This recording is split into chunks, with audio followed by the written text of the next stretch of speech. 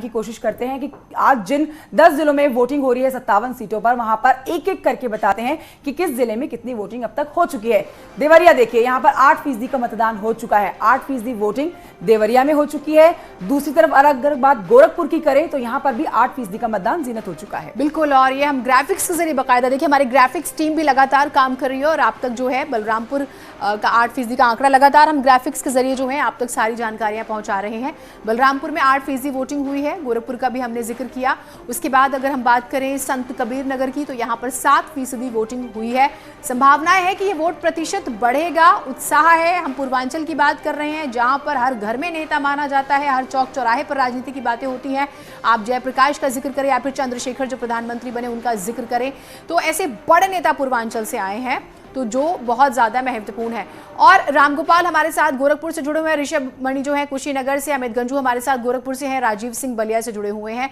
मैं एक बार कुशीनगर का जिक्र कर लेती हूँ। ऋषभ, जरा कुशीनगर की स्थिति बताइएगा, क्या वोटर्स खूब आ रहे हैं, क्या वहां पर इस वक्त तस्वीरें बनी हुई हैं, जरा बताइए।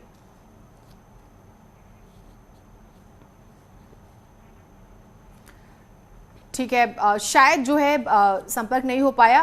पवन भी हमारे साथ लगातार जुड़े हुए हैं और रामगोपाल भी।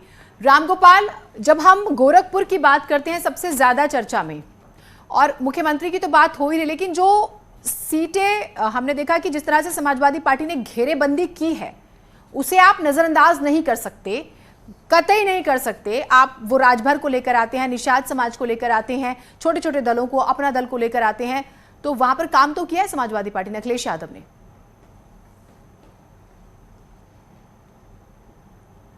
शायद रामगोपाल बिल्कुल किया गया है।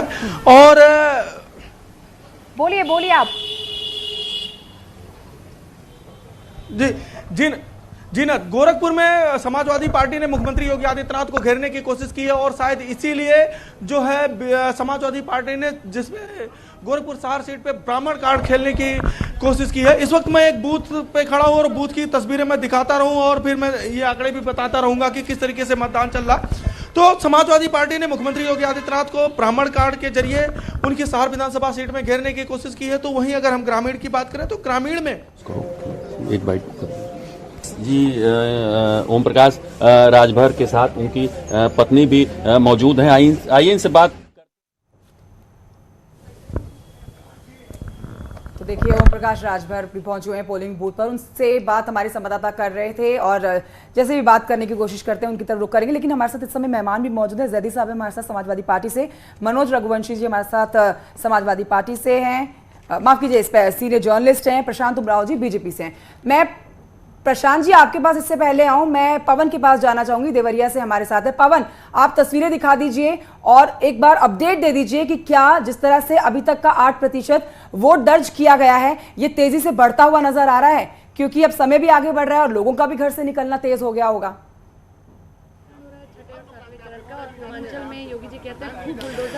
देखिए, जो अगर सुबह 9 बजे तक की अगर मतदान की बात करें तो 8.4% देवरिया पूरे जिले के अंदर हो चुका है। मैं इस समय पथरदेवा सीट पर खड़ा हुआ हूं। यहां अब से थोड़ी देर पहले सूर्य प्रताप शाही जो कि जो सरकार में मंत्री हैं वो अपना वोट डाल के गए थे। अभी जो यहां समाजवादी पार्टी के उम्मीदवार हैं उनके सामने ब्रह्म प्रकाश त्रिपाठी जी वो यहां अभी पहुंचे हैं बूथ पर, यहां तमाम स्थिति का जायजा ले रहे हैं।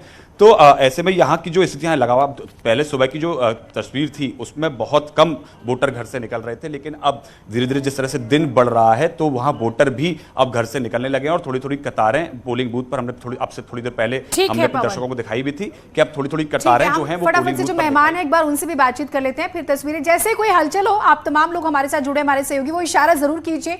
कोई बड़ा नेता आता है तो वो तस्वीर भी हम सबसे पहले दिखाएंगे और बातचीत भी करेंगे। मेहमान जी जुड़े हुए, प्रशांत जी हमारे साथ बीजेपी की तरफ से, जैदी साहब जो है समाजवादी पार्टी की तरफ से। प्रशांत जी आपसे जरा शुरुआत करते हैं, थोड़ा सा इंतजार आपको करना पड़ा। ये जो मिशन पूर्वांचल है इसके लिए जो स्ट्रैटेजी है, ये माना जा रहा है कि जो 2017 में बीजेपी की थी सेम अखिलेश यादव ने रिपीट कर दी है और फंसा दिया है बीजेपी को पूर्वांचल में, और इसीलिए बड़े नेताओं को डेरा डालना पड़ रहा है। क्या कहेंगे आप उनके आरोप पर? देखिए, पूर्वांचल में पिछले 5 सालों में अभूतपूर्व कार्य हुए हैं। पूर्वांचल का हमने इतिहास गोरखपुर के आसपास का देखा है किस तरीके से पहले वहाँ दिमागी बुखार की बीमारी थी और पिछले 40 साल में 50,000 से अधिक बच्चों की दुखद मृत्यु हुई। आज वो दिमागी बुखार की बीमारी को काबू करने का काम योगी आदित्यनाथ की सरकार ने किया है।